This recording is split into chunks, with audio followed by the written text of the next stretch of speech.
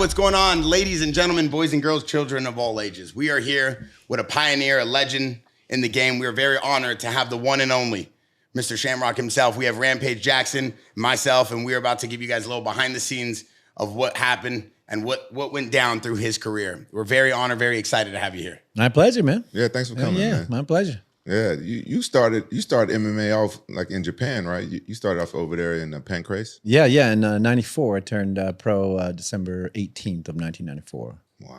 Yeah, in Tokyo, Japan. Wow, '94. I was still in high school. Yeah, I mean, a lot of guys that was a long time ago. I mean, just to go through the pedigree for the fans. I mean, first ever UFC lightweight heavy champion, first ever WEC lightweight heavy champion, first ever Strikeforce middleweight champion, as well as the Pancrase title, and then fought Bas Rutten 3 times, Alan Goes, Tito Ortiz, Nick Diaz. I mean, the resume goes on. It's unbelievable. The Bas Rutten fights are insane. The Alan Goes fights, Tito Ortiz, Nick Diaz, everything you've done. I just kind of want to jump right into this. We were watching a video of Alan Goes, and it seems like, you were breaking Alan Goes' leg with a heel hook in Pancrase. Can you walk me through that one? Yeah, well, he was a foreigner, right? And so at the time, the Japanese were the best at everything when it came to that style. And so when we got foreigners, it was like, oh man, it's a week, month off. You don't have to train because nobody knew anything. And so when they told me I had a foreigner, I had this sweet Alaskan girl. It was beautiful, spoke perfect Japanese, and she lived in Japan. And so instead of training, I went and hung out with her for a month. Red wine and weed and all that stuff. And then I show up, and it's Alan Goes, and he looks like a killing machine. I go, oh, look at this dude. And then as soon as the fight started, I could tell he had like a different intensity going on. He had a whole different vibe. He wasn't from the sport. He was just from the street.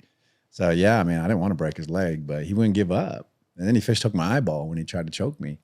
Yeah, nasty. Alan, you a nasty man. He really That's why I broke his leg. Yeah, he had me in that choke, and then he couldn't get under my chin, so he reached under and fish took my eyeball. Some street stuff. Yeah. That's my sensei. He gave me my blue belt. Yeah, I love Alan, but we was at it because I mean, he came in with the real fight, and I was like, oh man, someone's gonna die. But I broke his leg instead. I couldn't believe he got up after I broke his leg. Like that was impressive because you could hear it popping and snapping. Oh. It was loud. Yeah, it was loud. Oh my God! I would have tapped. Fuck me that. Too. I saw him after, so I went to his hotel room. I said, Alan, what are you doing, bro? You made me break your leg, man. I go, why would you ever do that? You got to come back and compete. He's like, I will never tap. Wow. Or the old school. He's like, what? He goes, I grew up on the streets, man. You don't tap. I was like, oh, bro. It's like, we do sport over here. Yeah. Damn, hey, he's a different animal. Come from the Gracie lineage, Carlson Gracie, the whole thing in Brazil, his whole crew. Alongo he's an animal. I trained with him for like 2 years over here. There's a lot of people like that, though. I was training with Mayhem Miller a lot, and he wouldn't tap, even if he had a fight in less than 2 weeks. And he just won't tap. He'd go in the fight injured or pull out of the fight. I don't know. I'd be tapping like crazy. Me too. Oh, that hurts.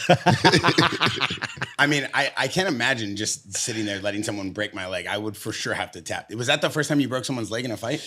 I cracked somebody's leg, Fouquet. When I fought Fouquet, I got him in a leg position. He flipped over and half crabbing him, like a half crab, like a pro wrestling move. And then his foot snapped, like right in the middle of it. He didn't stop. He just kept going.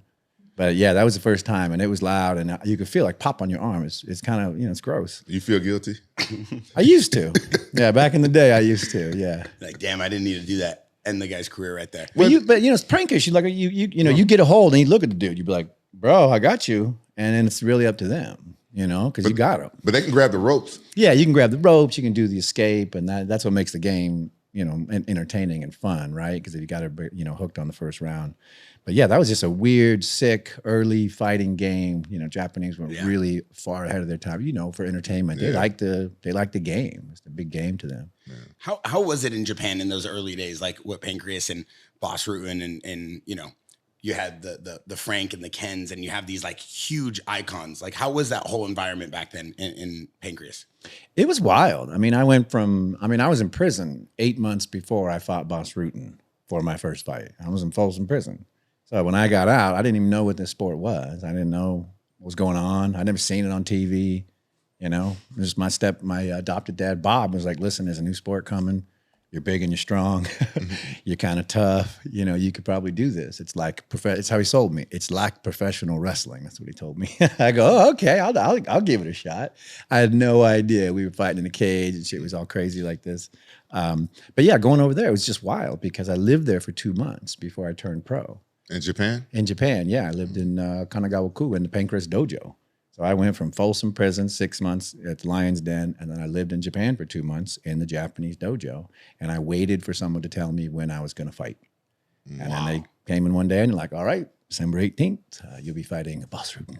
And then everybody asked me, oh, who are you going to fight? And I'd say, Bas Rutten. And they'd all look down like this. I'd be like, that's not a good look. Like, why is everybody looking down? Because they thought he was going to murder me. That's why. He was the man at the time. He was the man. Yeah, he was just coming up, but he was really strong and striking. And the cool thing about it was we come back to the States and we just train our ass off. And then you go there and you're like a rock star. You know how it is. It's, girls, whatever. It's just like amazing. It's like being a rock star overnight. And that was always one of my childhood dreams, to be like a champion, to be recognized for that. So to be accepted and celebrated in such a culture, like at the beginning, that was really powerful to me. I kept that through my whole career. Everything I learned in Japan, I kept rolling. That's why you see me bow to everybody before I fight. That's why you see me do the things I do, because that was a really powerful, it was a powerful learning, growing like thing. And I was terrified. I mean, I lived in a Japanese dojo where nobody spoke English. So I'd wake up each day and nobody spoke English. And then I would just wait for the senior guys to come in because they spoke a little bit of English.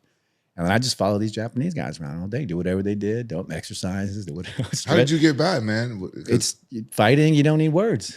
It's human. You don't need anything.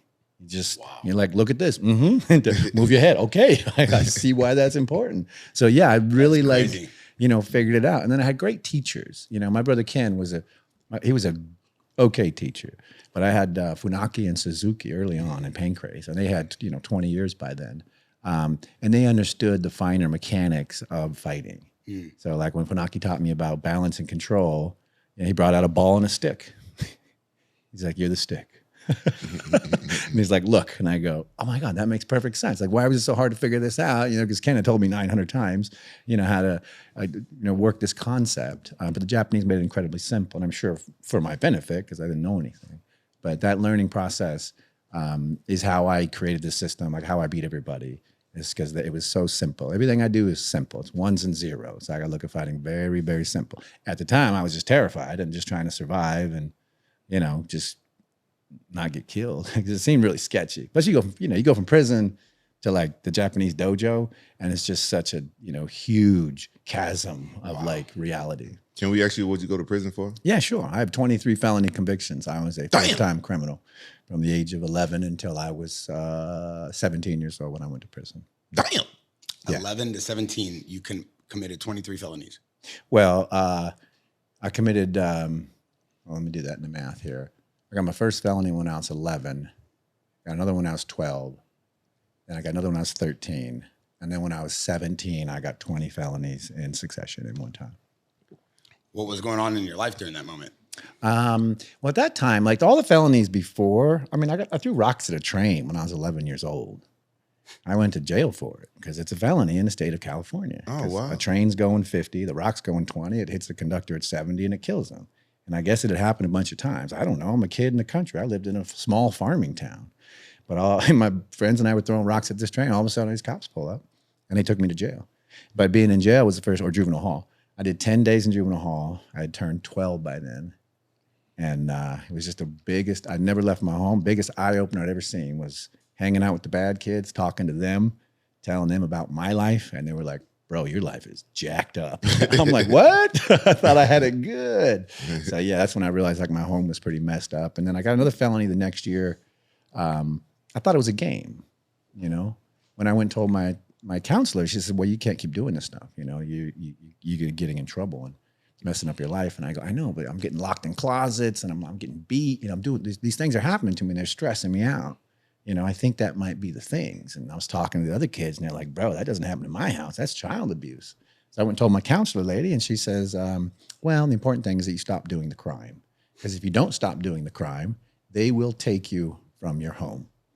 And all I heard was crime, take you from your home. So yeah, and I got another felony within a few months, stole a car in a group home. And then that became the model. If I didn't like the group home, if I didn't like the team, I'd hang out for a little while, study the religion, learn everything, have a great time. When things got rough, I'd commit a crime, take me back to juvenile hall, go to a new home. And so I did 5 or 6 homes before I met Bas Shamrock at the Shamrock Boys. Now you liked it there, huh? I liked it because it was like a family, you know, it was like different. You know, I grew up in a broken family with everything it didn't make sense. And he had such stability and, you know, through his religion, his social commitment and his experience with boys, you know, he had such stability in being a father. And I never had that dude, you know, he was like, bro, this is how things work. This is how men are. He just laid it out real simple. And then no one had ever done that without tied in strings or, you know, weird stuff or tried to molest me or whatever the hell's going on in that other world. And it just made all the sense. It calmed me, you know, when I did good, I got good stuff. When I did bad, I got punished. And I was like, okay, this makes sense. Like, this is real. Bit more logical experience. Yeah. And then I had all those boys, you know, you lose your family. I lost my family when I was 11 years old. I mean, I left home, right? So I grew up in a small town with a tight family, never left home, like real tight, never spent the night at someone's house. And then all of a sudden, I got no family. And so this was the first time, like, I had 20 brothers. And we were strong. Right? We had our own team, like soccer, football, baseball, didn't matter. We had 20 boys.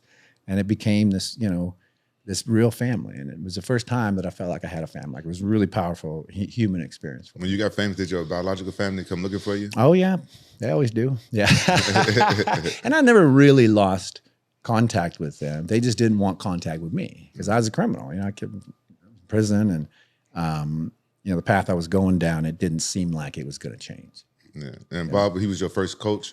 He was my first, you know, father figure / mentor guy. He was the first guy to like step up. I mean, other men have stepped up. Henry Holmes, and I've got a ton of men that I've met in my life. They're like, you're a good man. I can show you how to be better.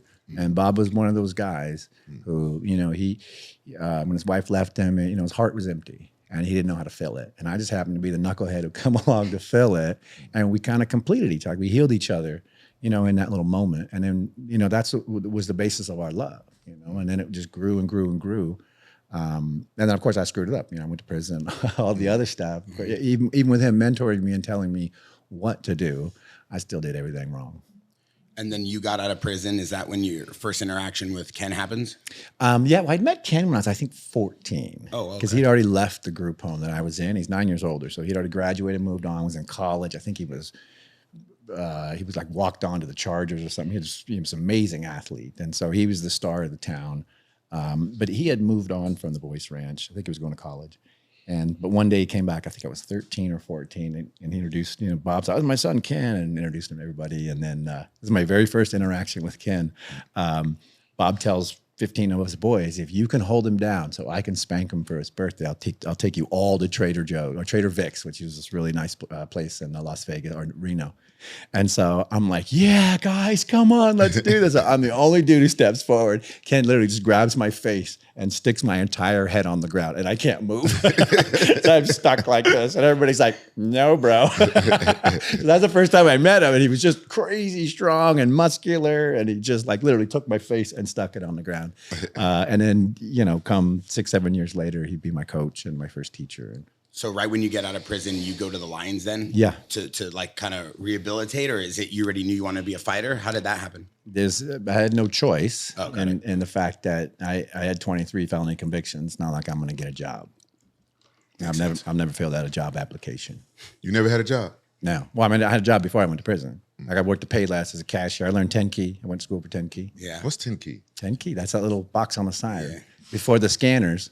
It's like a keys. POS, like a point of sale Yeah, computer. it's just 10. Yeah. It's just 1 through 10, and then enter and this and that. So I was there when scanners came along. This is how old I am. I was on the Christmas crew, and they brought us all in a room, and the guy's got the scan. He's like, "Watch this." Beep. He goes, "Things are going to change." Beep. And we were like, "What? We don't have to go to school anymore." Yeah. But I started working when I was like 8 years old because we grew up on welfare. We didn't have money, so there was four kids, no money, I started mowing lawns when I was 8 years old. So 8 years old, my stepdad, Joe, I told him, Joe, I need money. And he's like, oh, I'll show you how to make money. He's like, here's my mower, and I'll tell you what to do with it. Here's my gas, here's my oil. He's like, get out there, get that money. And he gave me some tips. And I went out and made a ton of money. And he sat me down at a table just like this. And he's like, all right, teach you about business now. I go, all right, Joe, teach me. He goes, whose mower is it? I go, it's your mower. He goes, okay, that's $1. He goes, whose gas is it? It's your gas, Joe. That's $1. Whose oil is it? It's your oil, Joe. He goes, all right, that's $1. I made $5 a lawn. He kept $3. Unreal. That's business. That's son. business. Yeah. When you own stuff, you keep the money. I was 8 years old. I went, okay, never forgot that. Yeah. So I was hustling since then. We used to sell mistletoe. I used to climb trees, sell mistletoe, anything, everything to hustle money. And then I think when I got about 9 or so, I realized that hustle was hard. And so I just kind of leaned into crime. Yeah. I was like, man, this is hard and dangerous. I'm sweating. And yeah, crime was a lot more fun. But it had big consequences. And then when you approach Lions then, or did oh yeah, let me tell you what happened. So like Bob, Ken approaches you to go fight? No, he didn't want me there. Ken didn't want me there. No, really? No. Yeah. Ken didn't want you at Lions then? No, not at all. He took me in because Bob wanted me to be there. Oh wow. Yeah, but I was a punk kid. Like I was a knucklehead, and so Ken saw that from the outside and was like, "This guy's a knucklehead." And so, when I was sitting in Folsom, maybe the last 6 months, and by the way, when I went to prison, Bob never left.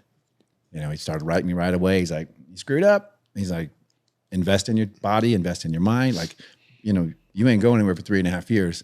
Start the work." Because when you're done with the work, there'll be opportunity. So fast forward, 3 years, he comes, sits me down in Folsom Prison. He's like, this brand new, sport is starting. It's called the UFC. And he's like, and there's this wrestling group over in Japan. You'd be perfect. By then I was like a 205 pound solid pure muscle. I gained maybe 40 pounds of muscle in prison, just working in the kitchen and pumping iron. And I was massive. So that was option one. And then he said, I love this. I do this in my speeches all the time. And then he said, or you'd be a great stripper. I go, what? And he's like a religious Catholic guy. And he's like, well, no, let me hold on a sec. He's like, your brother made a lot of money and it worked really well for him. And he was able to establish like a thing. Wait, whoa. Why you, which brother? I only got one brother.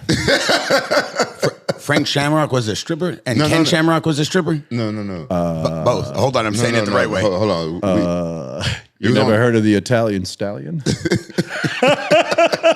That was Ken's name as a stripper? I was in prison, so I don't have a lot of facts. But we might ask Ken about it. This is what my dad asked me. He said, listen up, son. I go, because I didn't see it coming. I went to school and I went to college in prison. I got, business knowledge and philosophy. Like I got all this education, and I thought I was going to be like an educator. And then Bob's like, fighting and stripping. I did not know that. Yeah. Ken. I can't imagine him up and down a pole.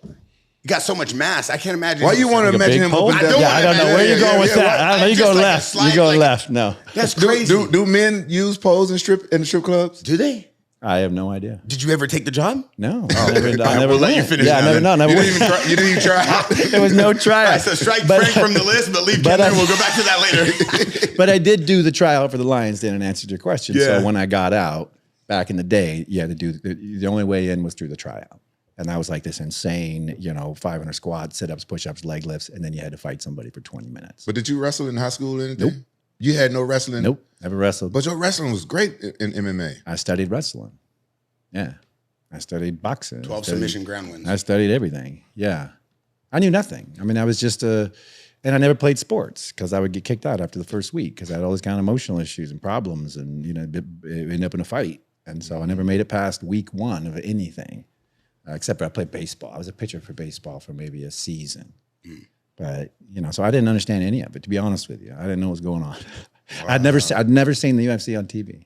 Wow. Never once. I was in prison. I didn't show it in there. Bro, I always assumed that you was like a great high school wrestler or something. Mm-hmm. Never wrestled a day. Me too. I always thought he came from a crazy wrestling background. Yeah. But you know why? Was so phenomenal. But I think it's because once I armbarred Kevin Jackson, then everybody assumed he's a great wrestler. Frank just wrestled him of sorts. And so like the second that happened, every wrestler in the world's like, you know how to wrestle. And I was like, bro, I don't know how to wrestle. I just know how to wrestle between the wrestling where you guys ain't wrestling. That is crazy. Yeah, This man. initiation week sounds nuts. It's like It's Bud's crazy. training for Yeah. line. Wait, 20-minute fight and sit-ups and squats. Who put this together? It was the old method for the Japanese Pancrase dojo. So if you were a kid in the country and you wanted to be a young fighter, you'd show up at the Pancrase dojo, you'd go through this crazy workout, and then some fighter would come and just beat the shit out of you. And really the goal was to completely exhaust you, mind, body, and spirit, and to beat you to the point where you thought you were going to die. And then if you quit, well, you weren't in. Oh, wow. That was it. Because the only prerequisite back in the day was that you don't quit. Wow. That was it. So even if you got your ass kicked, Don't matter. I got my ass kicked for 20 minutes. Like I don't even think I ever hit Ken. Like he just literally beat the living shit out of me. But there's nothing you can do after 500 squats, sit-ups, push-ups, and leg lifts. You're literally so physically spent. You're just like rubber. And so yeah, he's beat the crap out of me. did he spend a lot of time in Japan at that dojo as well? The one Yeah. you living at? Oh, Yeah. okay. So yeah. you got And he trained there, and he trained under the the old guys who created the system, the Fujiwara group. Like he really had lineage, and so he really knew what that system was. And he was bigger, stronger than everybody else. Had his wrestling. He was a monster in that league. Like he really was. Yeah, I remember. With the game we were playing, like that game was, somewhat perfect for him. Did you know Pancrase still around? Yeah. Yeah, I went to one maybe 5-6 years ago, and I didn't know it was fisted and the whole thing. And I was like, "Whoa, you guys are beating the shit out of each other." They were going in the cage at it. now, Yeah, they were going at it. And it was nice to see the evolution, right? To see the whole thing kind of evolve. Because I knew we couldn't keep slapping each other. After the UFC came out and all this stuff and Pride, it needed to evolve. Yeah. Do you feel like the fallout with Ken and your father at the time, although it's terrible, led to your success because it proved that you could be like a champion without lines in, or you wanted to prove to everybody and it kind of fueled you? I would say it fueled me in a way. I do good when people say I can't do things. Sort of a contrarian in that way, because I like to figure things out. But I can say by the time that had happened and they were like they told me, they came to my door and said, "You can't fight Tito. He's going to kick your ass." And I go, "What?" Like, he's too big, he's too strong, he's too this, he's too that. And I go, "Okay, well, I know how to fight." And they're like, "No, you're a nice guy, you're sweet, you're kind, you should teach, stay in that role." And I was like, "Bro, it doesn't make sense to me." But they didn't see me as that because my persona is different. I don't walk around. I'm the opposite of Ken. Ken's the old generation tough guy, and I'm the nerdy guy, just kind of wandering around, sort of trying to figure it out. And that didn't mesh well with them. So I think they were trying to protect me, but I knew I'd beat Tito. It wasn't a problem. You only fought him once, right? Yeah, And, I only fought him once. Yeah. I remember that fight. Yeah. But I didn't know if they had fought several times because No, he fought Ken 3 times, and then he Yeah, steamrolled Ken each time. And then but I can see, it would be hard for Ken to envision. Ken used to literally manhandle me like as a child. He would just, throw me around. I was like a rag doll. So I could see in his brain where he'd be like, "No way, this is ever going to happen to me." Like, it would never make sense in his mind that this could happen to him, even though he'd gotten older and, it wasn't as sharp. Still, you could tell it never was like, "Yeah, that's never going to happen." And then it did. I felt bad. But styles makes fights. Yeah. Yeah, 100%. So at that moment, is that when the true fallout happened between Lions Den and yourself during that speech that you couldn't beat Tito or you couldn't fight Tito? Nah, it was really before that. Got it. Yeah, it was really before that. It was just, Ken was off doing his WWE thing, and then he was having some issues dealing with stuff or whatever. But I was put in charge of the Lions Den. I was like the top trainer, which happened, after 6-7 months of me being there, because I was the only guy writing it down. I was the only guy coming up with these theories. All the other stuff was just stuff that was given to us from the Japanese. They were just the old system. So I was coming up with new and different ideas because it seemed like we should be evolving and using, science, biomechanics, and like all this other knowledge that I acquired in prison. And that just didn't go over well. And then he was gone for maybe a month or something. I took the boys to Japan for a performance, and it was crap. Like, everyone did bad. And so when I came home, he was just pissed, and he like totally lit into me, like in front of my students, in front of the school I was running for him. And so I just realized, I was like, he doesn't see what I am or more my value, because it's just clouded. He doesn't get it. And then I went to my dad. And I was like, "Hey, Dad, this doesn't make sense." And he goes, "You got to make right by Ken, or it's not right." And then basically it's Ken or make right with Ken or get the hell out. Wow. Yeah. And at that point, did you even feel the need to go talk to Ken? Nope. No. Yeah. I was like, well, I'm going to leave. Yeah. And then once I made the decision to leave, this is the part that really upset me. He told everybody, you can't train with them. Frank's not with us. It's like the old days. Remember, you can't train with so-and-so. You can't train with so-and-so. Literally did the old, like the thing we were pushing against to keep knowledge going. He did that to me. And I was like, oh. And so, but back to your question, that was a big motivator because I knew what I could do.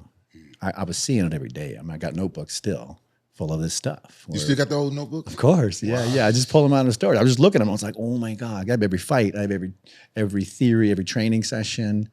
Because I'd walk around and ask questions, and I could tell, because I come from the streets, people didn't know the answer, and they were giving me answers that might not be true. Because they didn't want to be embarrassed or not masterful or not tough or like all this other crap. And I'm like, bro, I just need the data. Like, I don't care. I don't care how it makes you feel, this, that, and the other. So it was a real tough journey for me because I didn't understand martial arts. I didn't understand sports. I just needed knowledge, You always been that way? I think so. I think a lot of what happened, because I'm crazy smart. Like I tested like 140 IQ when I was like 10 because I had all these emotional issues. And so they would go, oh, maybe he's damaged, like, got some brain damage. And so they kept testing me. And then they're like, oh, no, you're crazy smart. So they moved me to GATE, Gifted and Talented Education. I was in a GATE program. I went to a special school, like the whole thing. But the emotional stuff wouldn't go away. So I'd always just get in trouble. And then they'd be like, well, it's not working. They'd just keep moving me around. And I never knew why I had that stuff. What's your IQ, Barry? Not as good as his. This guy's half the size of everybody who's fighting. I'm sure mine. Together combinations. I'm sure mine is much lower now after all these fights. I had 44 fights. I'm sure I lost a few cells. What's yours? See, I never tested. Come on, you're Mr. IQ. No.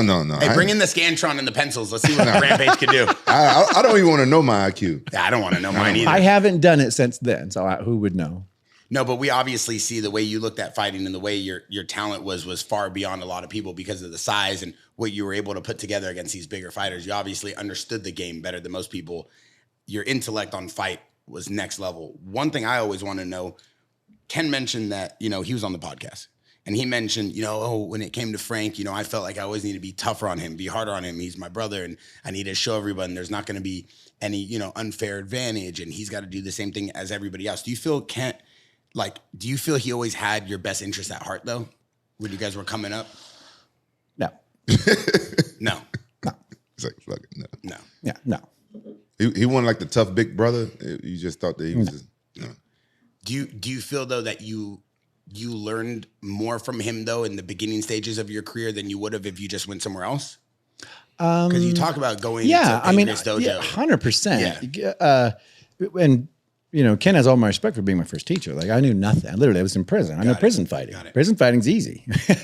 You make sure you're cornered, you get something, strong, and you go at it. Like it's not hard. There's little technique. You get like a knife or something? Yeah. We were in prison, bro. You ever had to shank somebody? I poked a guy with a pencil. Yeah. Wow. I wouldn't be able to do any of that. You ever been to prison? No. You ever been in jail? No. I saved you from going to jail a few weeks ago. Yeah.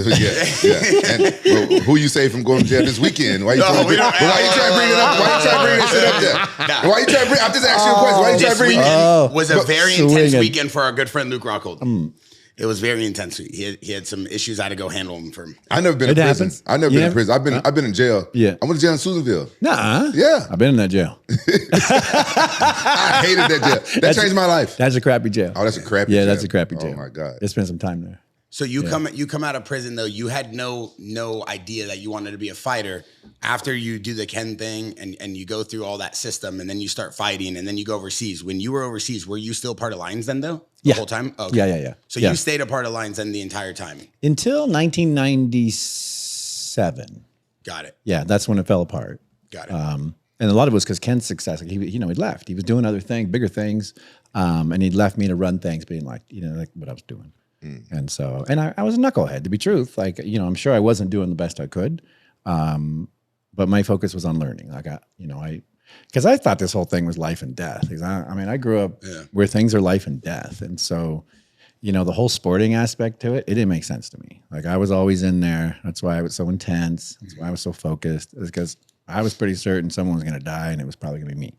Wow. And if it wasn't me, then it was going to be the other guy, and then I would get to live. And so that's just how my brain works. Crazy way to look at fighting. Yeah. But I mean, when I was in prison, the only real trouble I got into was social stuff. So when I got to medium security, I started out in Corcoran, maximum security prison. Charles Manson was on the yard next to me. I was in level 4. And so that's as far as you can get, besides maximum security. So I started in level 4, and I slowly worked my way down. By the time I got and in level 4, nobody messes with nobody because they will just kill you. Like if everyone's a hardened gangster, a criminal, a murderer. So there's no people aren't messing with each other because everyone knows the result. People don't tease each other. People don't pick on each other. None of that. Everybody just walks around all super kind and respectful.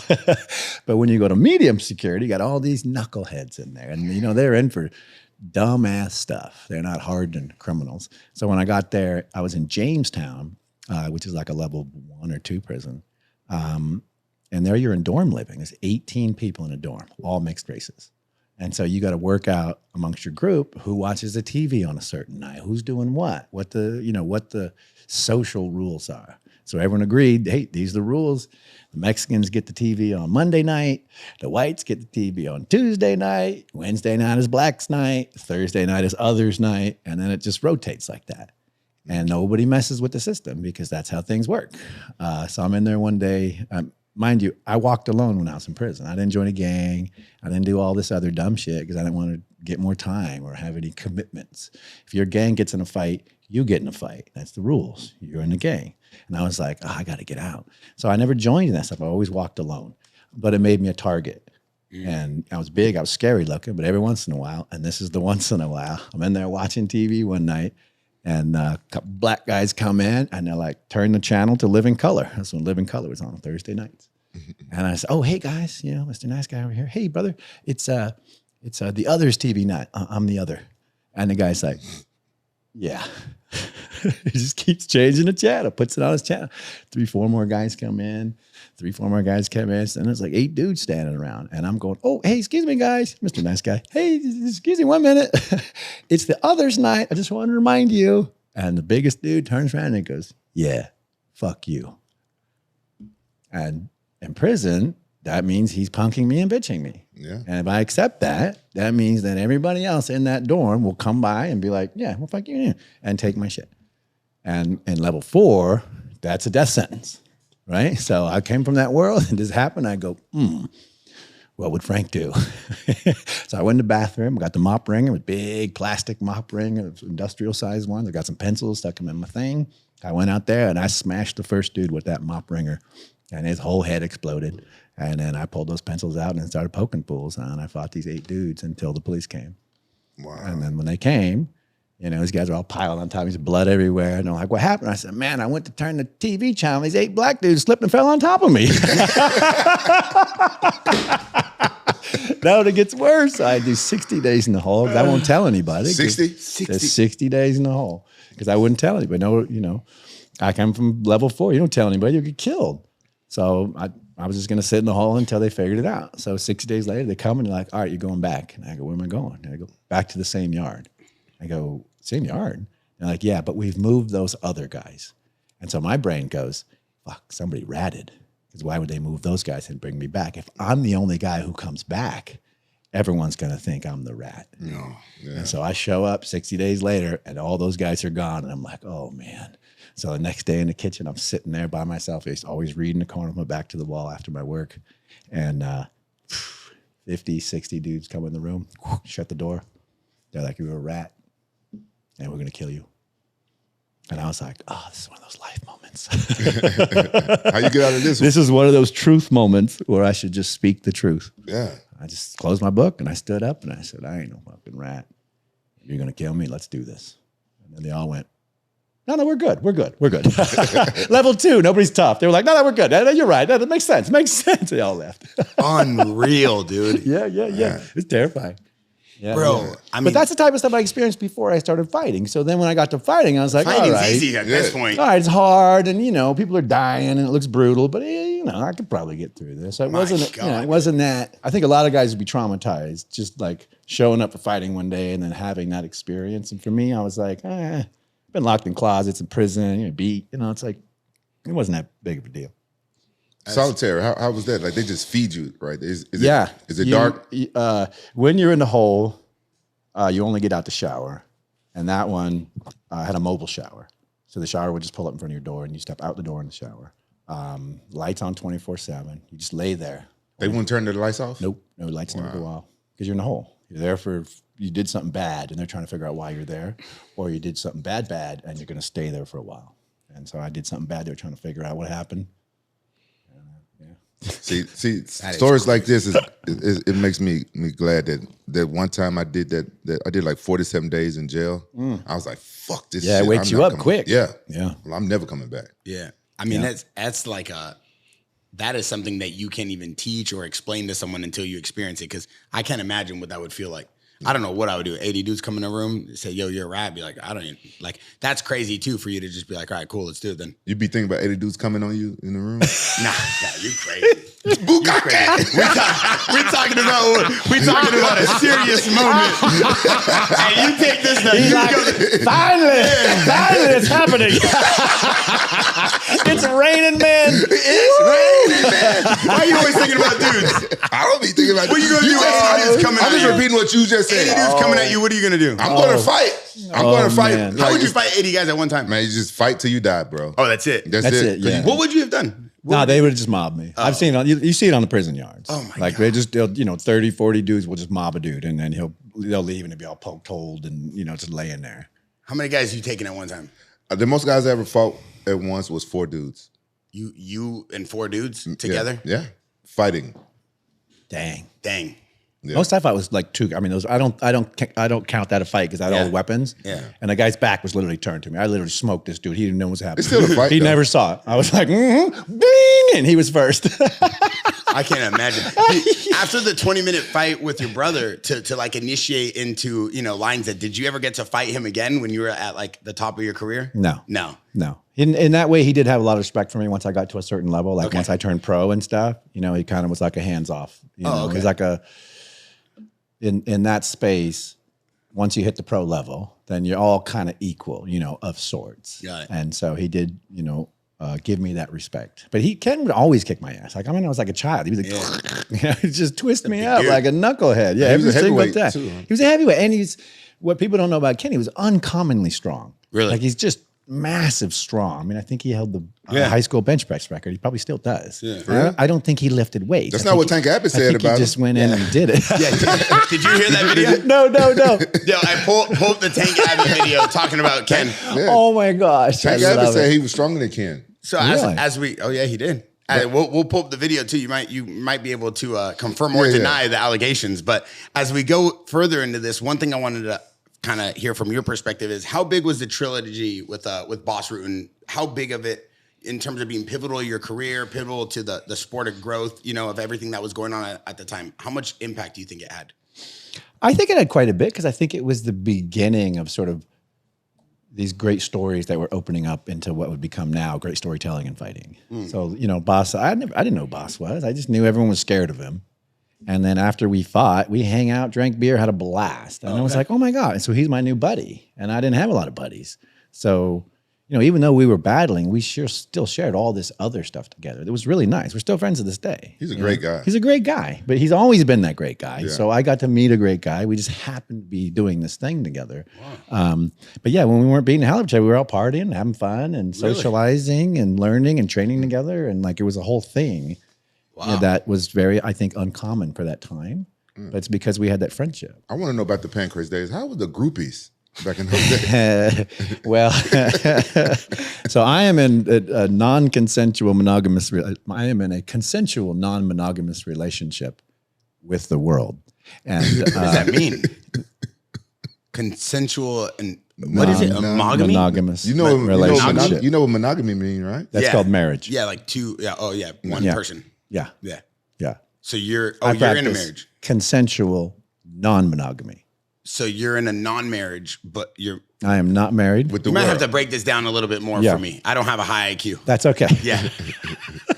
Okay. I'll tell you the nexus of it, and then I'll repeat what the explanation is. So the nexus of it is the girls in Japan. So when I went to Japan, I've been in prison for 3.5 years. I was probably the horniest dude that ever existed. Next thing you know, I'm fighting in my underwear. Next thing you know, I'm sitting at an autograph table like this, and there's a line of beautiful young Japanese girls going by, and they're all giving me their card and giving me the eye and smiling, being sweet and cute. And so I do this session once or twice, and each time I get this little stack of cards.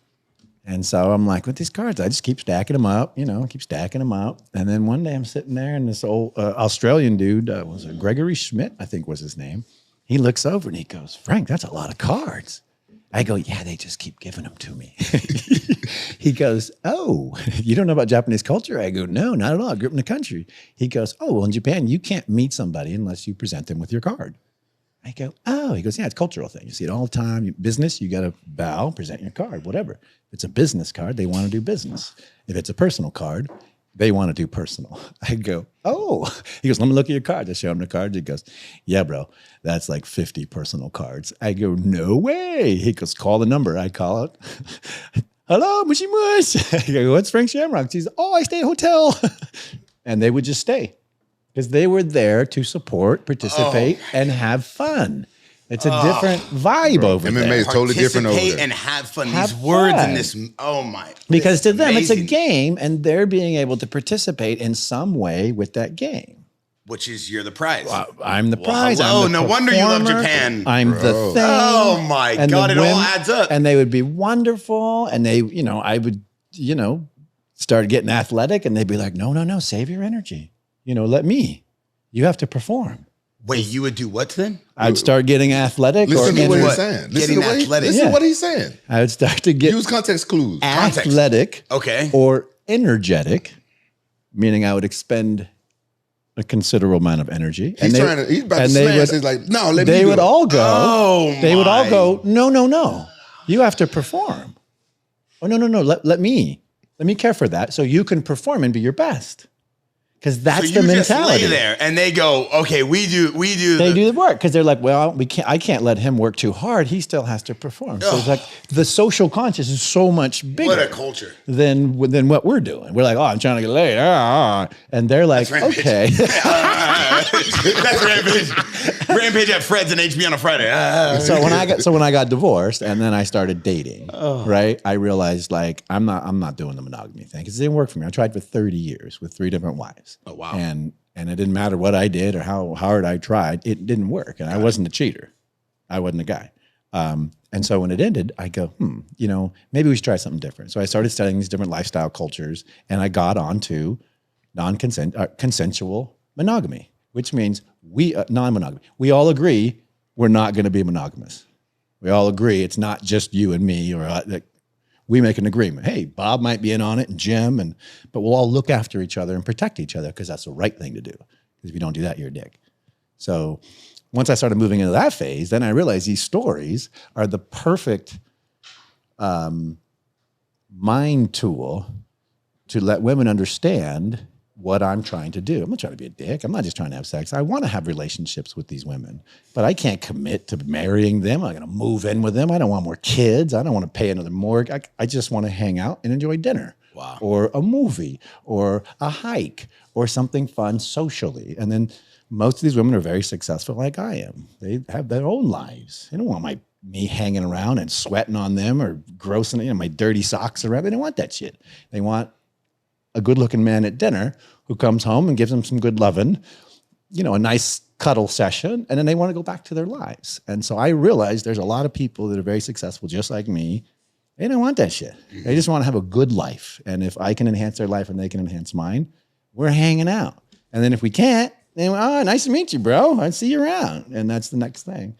So but these stories, it took a lot of cracked the code. It took a lot of experimenting because everyone goes, what? You can't do that. And that's wrong. And it makes me feel uncomfortable and this and that. And I go, well, think about it. I go, I don't feel that way because of these experiences, because of this journey. Yeah. I went into a culture where they're like, I would like to make you feel better and to participate with you because it would be a great thing for all of us. And I'm like, yeah, that sounds amazing. We don't have that in this culture. I get why you love Japan. Bro, I could live there. I get it. I get it. That's why he's always talking about Japan. Yeah. Oh, you must be a menace out there. I used to be. It all makes sense. I don't want to put out athletic energy. I want to lay down. Oh yeah, when I was younger. Yeah. Oh my God. I still put out energy, but okay. No, but this is where, the cultures are so different. Yeah. No, it makes sense. You're living in the Matrix. A young woman in that world would, the beds are tiny. Beds are tiny. Until I got really famous, the beds were tiny. They probably still are. But, she would look at this and go, he's a large man. That's a small bed. If I get in that bed with him, he's not going to sleep as good. They would sleep on the floor? And then I've taken from his ability to recover, be stronger, and perform. So I'm doing too much, would be the woman's thing. I'm taking too much of this situation. So she'd make a bed on the floor and sleep. Because it's the right thing to do. Bed's too small. Now, if we had a king-size bed, we'd all sleep in the bed together. No one would care. But she, as a social conscious person, would go, wait a minute. He has to perform. He's a big man. That's a small bed. What logic puts me here on the floor? This is like a completely different reality than what I think most men are used to in the U.S. Have you ever dated a Japanese girl before? I mean, I may or may not have. Wait, is that a question? Yeah. I mean, this is a live podcast, so we got to be careful. It's not live. Well, I mean, it's going to be live soon. Are you monogamous in your relationships?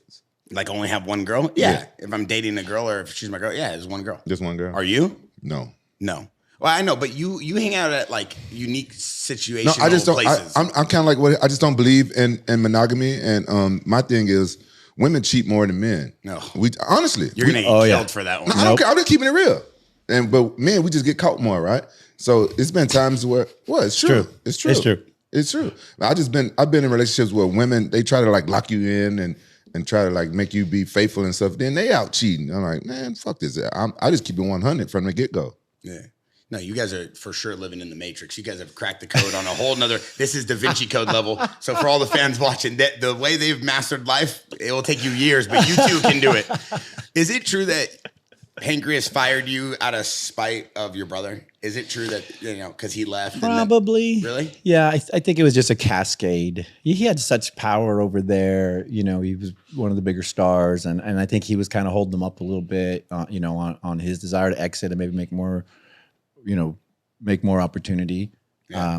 Were you pissed? But I didn't really. The truth is, I didn't really know. I just know that, one day he was there with us all, and then he was gone, and then it was less fun and, less care and more confusion. And when he was there, we were rolling and, we were really looked after well. And Japanese always looked after us good, but it was just a different, when the master's there, it's a different vibe, right? The whole service, ratchets up. Was the pay good in Pancrase? He was good. Yeah, I think my first fight, I made $1,800 to fight Bas Rutten.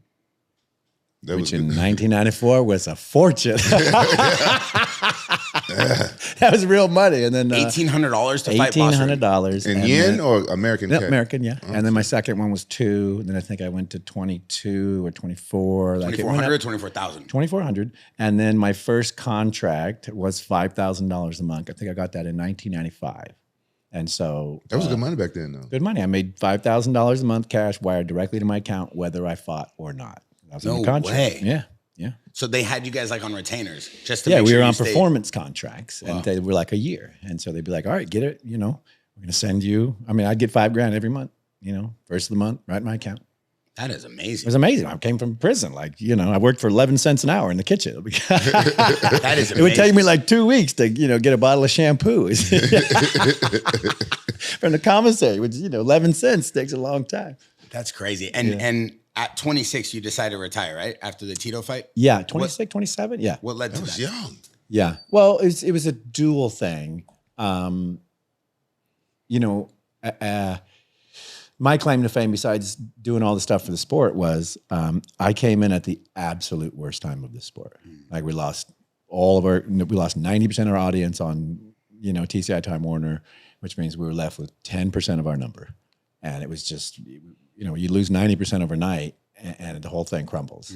And so I just happened to come along at that time where it was the smallest audience with the smallest number with the least amount of money. It was because of that senator, huh? What was his name? Yeah, John McCain. That's right, that motherfucker. Oh, yeah. I remember him. And it wasn't even John. It was Leo Hendry from TCI Time Warner Cable. And it wasn't even him. It was Bob Meyerowitz who embarrassed Leo Hendry of TCI Time Warner Cable, who then you know, he was a no-name editor of the San Francisco Chronicle. Overnight, he becomes the president of TCI, Time Warner, and he kicked us right out. Yeah. So it's just a conflux of events. But, you know, at the time, I was the first spokesman for the UFC. My job was to go around and figure out why we got kicked off of cable. How do we get back on? That was my job. And the first thing they said was weight classes. So we're like, all right, let's do some weight classes. And then it was, you know, we slowly just built it up. And, but yeah, it was pretty wild. Yeah, it's kind of crazy. I mean, you competed in multiple different promotions. What do you think your favorite promotion was that you fought in? Oh, definitely Strikeforce. Really? Yeah, yeah. Because, you know, Scott was my partner. You know, he understood my skill set of storytelling and performing at that time, which means just get out of my way. You know, let him do his thing. You know, because he was really a kickboxing promoter. He didn't know much about this space, but he was a great character because he didn't know much about the space. You know, he could be like kind of the honest promoter guy, you know, the other guy, the martial arts guy, and so he had a great persona. But more importantly, I would just sit down and be like, this is what I want to do. This is the story. This is the depth. This is where it goes. And this is how I win. He'd be like, I love it. Yeah, Scott's a great guy. Yeah, he's a great guy. Like, let's do it. Like, oh, you know, and then the beauty of that was our market differentiator between the UFC and that time. UFC, you're stuck in your lane. They're going to do whatever you want with you. Over at Strikeforce, you'd be like, come in, be like, Scott, I got a great story.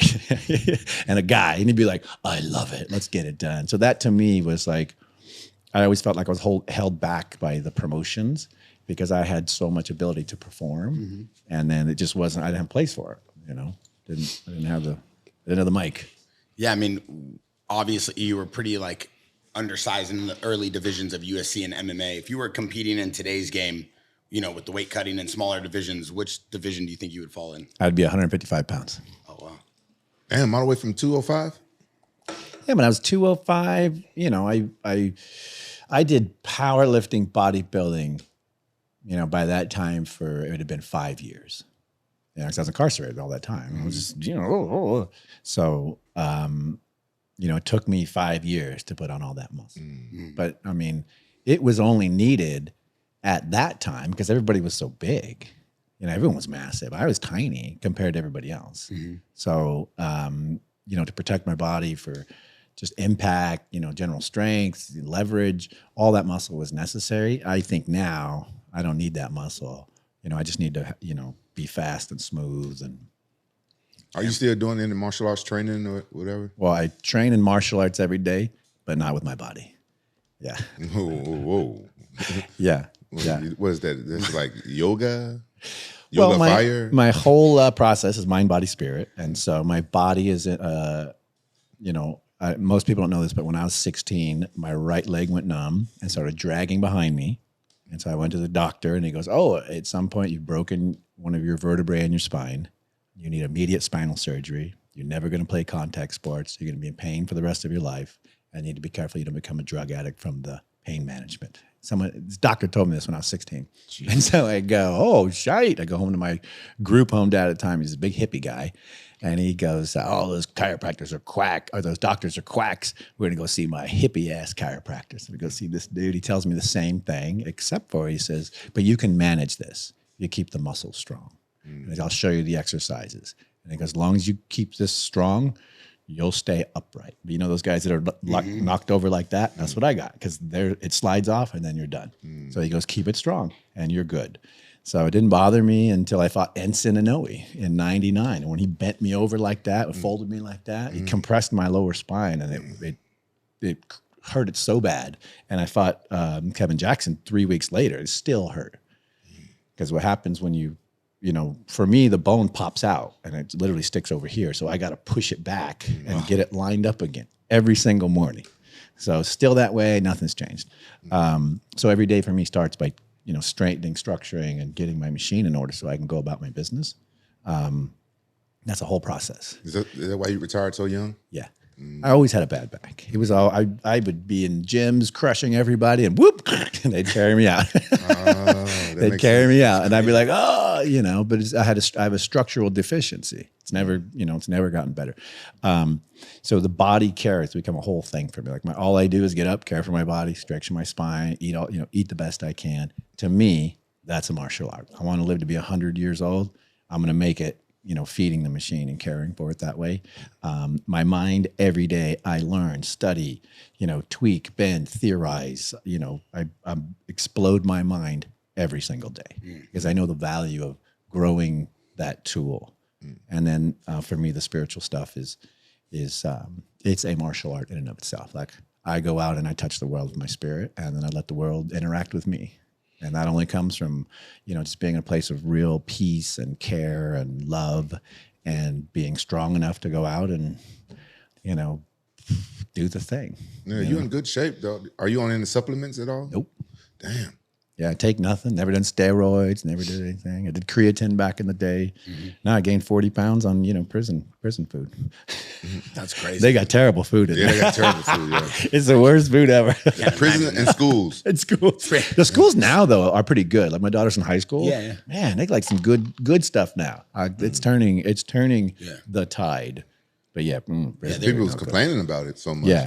Yeah, that's what it is. I mean, there is a lot of companies that are coming in trying to buy those school contracts to bring in a healthier version of food. There's a lot of money in that. So I think a lot of these companies are coming in trying to buy healthier food contracts. Yeah, I remember pizza days, and that's the only day I used to like in school. Oh, you like pizza? That's square pizza. Oh, you like the pizza days? Yeah, back when I was in high school. Oh, you don't like pizza days anymore? No, I can't eat pizza like that now. You don't eat pizza? Nah, Man, I love pizza. So you don't eat any pizza? Well, very rarely. In front of our guests, you're going to say no. Very rarely. Like sometimes he have pizza here. Exactly. And don't play with me. Pull up that video of him eating pizza. Hey, don't try to be like this right now. Hey, but my coach be watching this shit. You be snitching on me. I'm not snitching, but you try to snitch on me every goddamn time. You asked me for deep dish Chicago style pizza last week. No, that's cap. I like it. I can't eat it like I want to. All right. Why, you gained too much weight or what? Eat what like you want to? Pizza. That's what we were talking about. Where you going with this? I don't know. You had me 3 different ways right now. You were. Hey, no, did it, bro?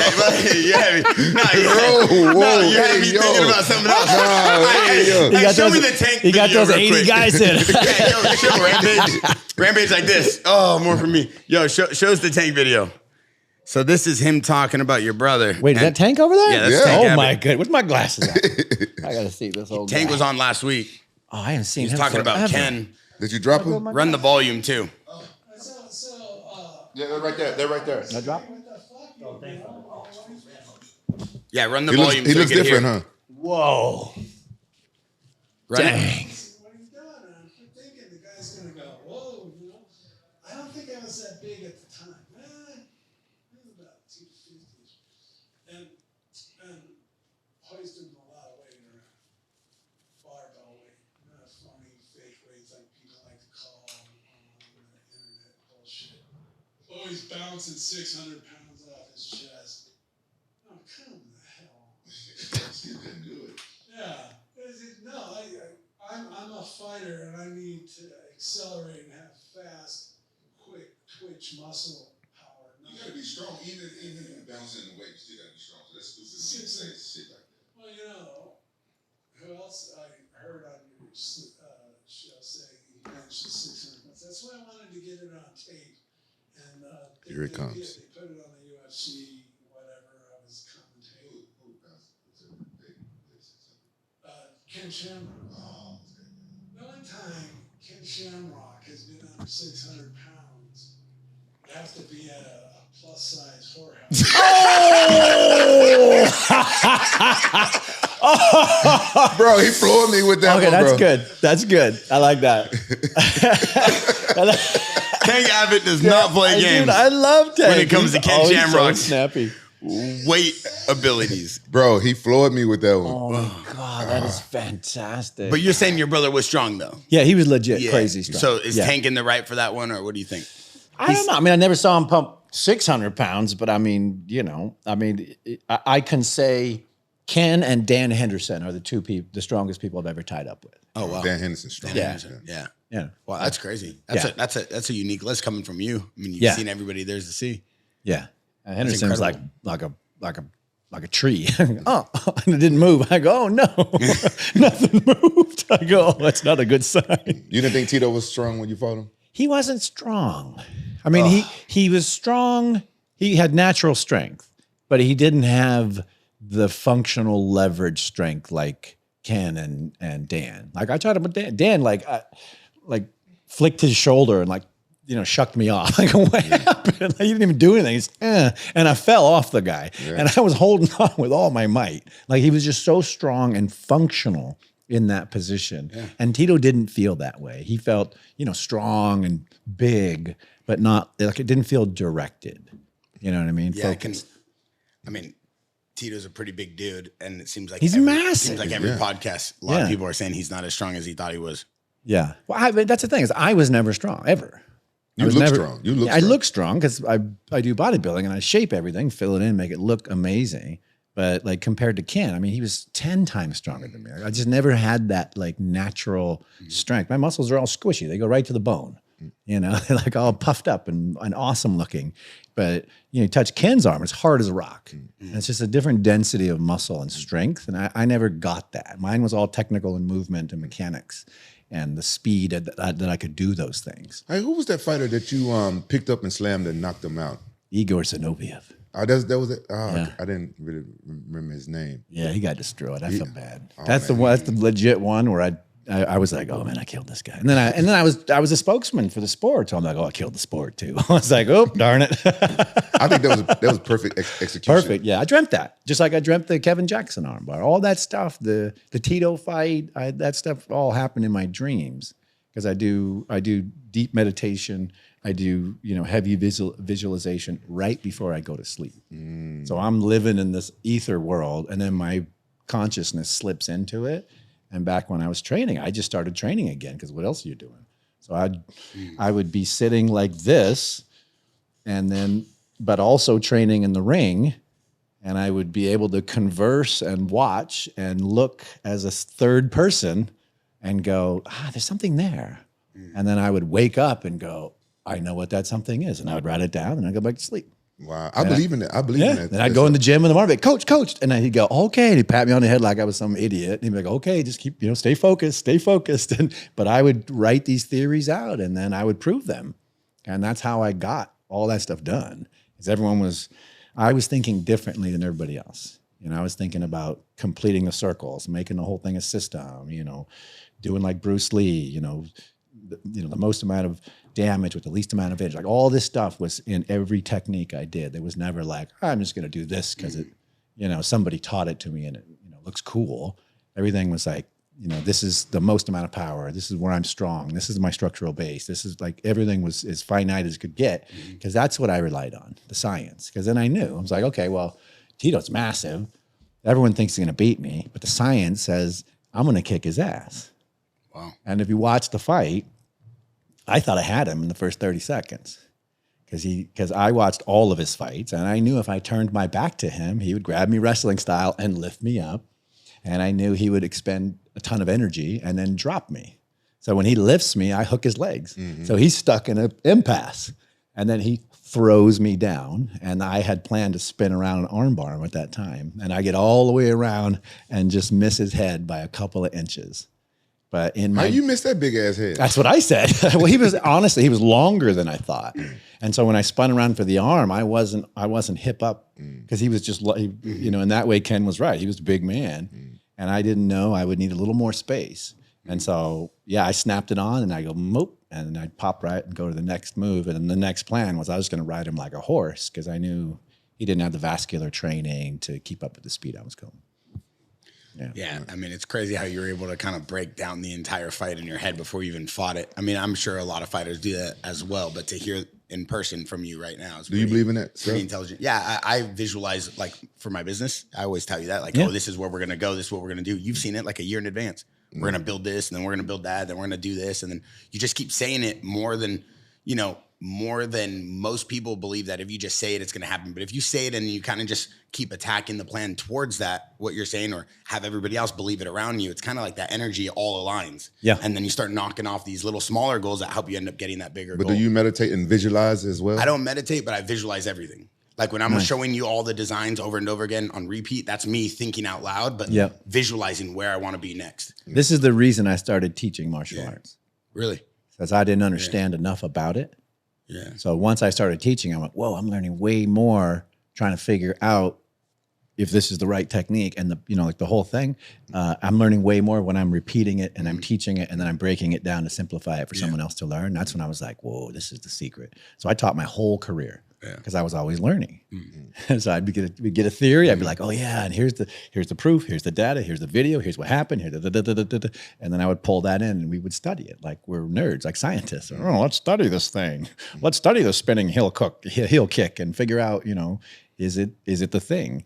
And that's how my system worked. It was all based on science. Yeah. Are you training any fighters right now? Nope. Yeah. What are you doing? What are you doing these days? I do public speaking. So I do leadership speaking, inspirational speaking. I do that for prisons, high schools, large corporations, private companies. It's basically telling my story. But I add you ask what I do in martial arts. I add all these martial arts components in it because I'm still teaching martial arts to a different group of people. They just don't know I'm teaching them martial arts. But it's the same stuff. If you're not, balanced, you don't feel good, you don't respect people, you don't have discipline, your business is crap. Your marriage is crap. Your life is crap because you're not a good, person. Your person is not developing. And a lot of people reach success, a lot of fame. Well, a lot of people get it handed to them, however they get it, but they don't have that thing, and it goes away, and they don't want it to go away. So they call me. They're like, "How did you keep it? How did you do it?" And I coach them through it. But the one thing I've also done besides writing all this crazy stuff down is I wrote an entire life program. Like, this is how you become successful, and this is how you do the thing. And for my private, I've only done it for my friends and a few clients, but for those people, I teach that program. It is a martial arts-based program. No, you haven't published any books or anything about it? Nah. You don't care about that stuff? Nah, I'm retired. Yeah. I've been retired for 14 years. As we get ready to wrap this up, one thing I wanted to try to figure out is why do you think, the UFC has gone to great lengths to maybe erase you from the history? Or we've heard you all obviously talk about this as well. Why do you feel like you're being scrubbed from the UFC history? Just personal. Yeah? Yeah. When the Fertittas bought the UFC, they hired me to consult them. So I flew to Las Vegas and I lived in the Station Casino and I trained Lorenzo and Dana every morning. And then every night I consulted them on the business. You trained them in what? MMA. Really? Yeah, I was the first MMA coach. You trained the Fertitta brothers and Dana White? No, I just trained Lorenzo and Dana. Yeah, they just bought the company. I was in my home. I was retired. And they called me and said, hey, well, we just bought the thing. They were using it as a bridge to get me in their world. They wanted me to fight for them. And so I flew out there. We did the training. We sat down every night. At the end of 2 weeks, they pulled out their plan. And that was, remember the Carmen Electra and the Tito Ortiz and his tighties, whiteys with oil all over him? They pulled this out. And they're like, we're going to buy every USA Today and every newspaper and a full page. And I go, guys, I don't think we're there yet. I go, I've been out doing this for like 3 years. The sport is damaged. Like, people don't understand what we're doing. So there's an educational moment where we got to catch everybody up. I don't think we can just put a new face on it, shine it up, and roll it out with Tito Ortiz and Carmen Electra. And they were like, you're wrong. Okay. So I never did business with them because I didn't believe in their marketing plan, period. And then what happened after that is because I didn't join them, I became an adversary. And then I, did the deal with K1 instead of the UFC. I did a deal with so-and-so instead of the UFC. I did a deal with so-and-so instead of the UFC. And then when asked, I spoke the truth. Marketing plan sucked. They lost $20 million right out the gate because they didn't. I traveled the States. People had no idea what was going on. They still thought it was John McCain, human cockfighting. People are dying. No one even knew we had rules. No one even knew we'd put these regulations in. So I was like, guys, I don't think that's the right direction. And then, the minute I didn't join the team, I was on the other team. Have you ever been able to reconcile the relationship with Dana White? Nah. He's a piece of crap. I have no interest. I mean, he's not in my life. That's the other reason I'm not in the sport. He's the figurehead of the sport. I don't want anything to do with him and by proxy, this sport. Yeah. And I love this sport. Martial arts is my life. You still watch it sometimes? Yeah. I mean, if you fought, I'd watch. Like my friends fight, I'll watch it. But but here's the thing. I'm not a fan of the sport. I'm a participant. So when I watch it, my brain works differently. It's mechanics, ones, zeros. My brain's up here working the whole time. I'm not watching fights. I'm watching these humans and their biomechanics do this thing that I did 20 years ago. My brain's like, oh, I remember that. Tickle, tickle. Interesting. That angle could be better. That's new. That's what happens in my brain. It's not enjoyable for me. Yeah. And then the people around it, if I could be real, aren't that enjoyable. A bunch of knuckleheads who think they're tough, a bunch of tough guys that aren't tough. And it's like, those aren't my people. My people are intelligent, kind, loyal, like hardworking, trying to get it done, help folks. And I love my fans. Some people that like me, they're not like me. They're different. And that's okay. That's so interesting. I mean, you're one of the most beloved fighters. You're an iconic pioneer in the sport of MMA. I mean, I feel like the fans would love to have you there commentating and learning from you as the fight's going on and listening to you. It would probably be a good blessing to the MMA community one day to have you up there. Hopefully everything works out. Yeah, and I enjoyed the broadcasting. Yeah. Showtime did tons of it. I enjoyed it, and We got to figure out a way how to make this right so we can hear from you during He's these happy, massive though. fights. No, I know, but the fans love listening to him and the way he talks about fighting. People would really thoroughly enjoy that. And even for me, I'm a fan of combat sports. I've never fought, you know. He's a And fanboy. I'm a what? Huh? Don't ever say that. What? You're gonna have the whole comment section going crazy today. What? No, but I truly love doing this. Yeah, you crazy. Yeah. Okay, you nuts. But you know, I just felt like a lot of people, even our JAXXON podcast Discord, we said that you were coming on here and we were asking everybody questions. What do you guys want to know? And as we get ready to wrap up, like one of the main things was like, who is his toughest fight? And oh my God, we love him. And oh my God, he's a pioneer. Can't wait to hear from him. Like people thoroughly and really do love you and genuinely have respect for everything you've done in the sport. So, I mean, UFC is the biggest organization in the world, so it's hard to obviously work with anybody else and have the same impact you would have. But having you at a UFC would be a phenomenal moment for the fans to hear you talk about these fighters in current day, because you do analyze and you do pick apart certain things. Even the way you talk about it is like very fascinating to watch in real time. Well, I'll tell you my secret. I studied biomechanics, physiology, bodybuilding, anything to do with the human body. So when I see a human body, my brain instantly begins analyzing it and comes up with a formula. Like it just goes to work. And it's part self-defense, part the fighting process. But when I see a body, I watch it move, I watch the balance, I watch the gait, I watch the structure, and my brain goes click, click, click, click, click, click, click. All right, this is what you're gonna have to do if this thing goes south. And then I go, oh, I'll just sit on that knowledge. It's not needed anymore. What am I gonna do with it? Yeah. But I am using it for the women's self-defense program, which I'm just, we did it last year in Fresno, and it was really powerful. We do a free women's self-defense seminar for battered women. Where are you doing this at? We're doing 2 on the 25th, and one will be in Fresno, and the other will be in Fowler. This is our first time trying 2 in one day. But we partner with the local law enforcement community. We partner with the local battered women's shelter. We partner with the local martial arts or gym owner. And I come out, we raise some money, and we institute a self-defense program that's free for women for 1 year. And if you're from any of these organizations, the nonprofit or any of these other groups, you automatically get an invitation and you're automatically invited. And then anybody 8 and up is invited to come and train at the free women's self-defense seminar. You should sign up for the free women's self-defense. My man's changing lives over here, and you think you Chevy Chase. Chill out. God damn it. Listen, it's an honor, and honestly, it's an honor to have you on here. You know, me and Rampage always talk. I'm always blessed to be able to sit here and have these conversations with guys, and obviously Rampage did it, and he did it at the highest level, so it's a little bit different for him. Before I let you go, who was the greatest fight you think you've ever had? Who was the toughest or the most memorable fight for you've ever had? I think it was Ensign Inoue.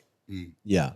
And the reason why is, I mean, he really hurt me in that fight by bending me over backwards and mounting me and elbowing my face in for a good 6-7 minutes. But it was during that time where, you know, previous to this, I'd already committed. I was like, if they're going to kill me, they're going to kill me. Like I'm in, you know, like we're doing this thing. Because I realized that intensity from prison is what kept me on top. Like that's why people won't mess with me. And they'd be like, well, it'll kill you. Like seriously, will kill you. And so, but bringing that forth and then living in that world was like, you know, it's stressful. And so, you know, once it was over, I felt better. But during that Ensign fight, there was a moment after the fold when he's mounting me where I was like, I go, this is it. Like I was going to accept defeat, even though he wasn't really hurting me. I was just tired. I was hurt. And then I go, I can't beat, like my brain went, I can't beat him. And then I sat on it for a few seconds because I went, what does that mean? That means I'm going to die. And then I was like, yeah, I'm not okay with that. But me saying that and making that decision and stepping out of that, mindset, I never said it again. I never thought about it again. It was never, ever, ever a thing. Just in that moment, I had a moment of doubt and I had to make a decision. And I did. And I never looked back. Did you end up winning that fight? Yeah, I knocked him out. Yeah. Then his brother jumped me, remember, from behind? His brother came in and jumped on me. He came from outside the ring, right? He came from, he bolted in and like jumped me. Why'd he do that? Well, it was really an intense fight. And then the corners were arguing. So Maurice was arguing with Ensign's brother the whole time. It's a quiet crowd. Yeah, you can hear everything. You hear everything. Oh, got it. So he's saying this, and Maurice is teasing. He's teasing. Oh, yeah, hit him. He likes it. He likes it. So they're going back and forth. So finally, these guys are arguing, and we're still fighting. So the heat was just really high. When he went down, I'd forgotten, but in the Vale Tudo rules at the time, if there's a clean knockdown, he gets an 8 count. Oh, wow. Remember, I knocked him down. I just kept going. I was going to kill him. Oh, you supposed to bag him. I was supposed to give him an 8 count. And so his brother was like, bro, he's killing my brother. And he ran in. It was legit. And I wasn't going to stop. So, Unreal. Yeah. Listen, dude, it's an honor to have you on here. Guys, this is one of the best podcasts we've had all year. One of the most requested guests. And make sure you guys go leave a comment, subscribe, and share this. I'm Bear DeGito. This is the JAXXON Podcast, and we out. Thank you for coming, brother.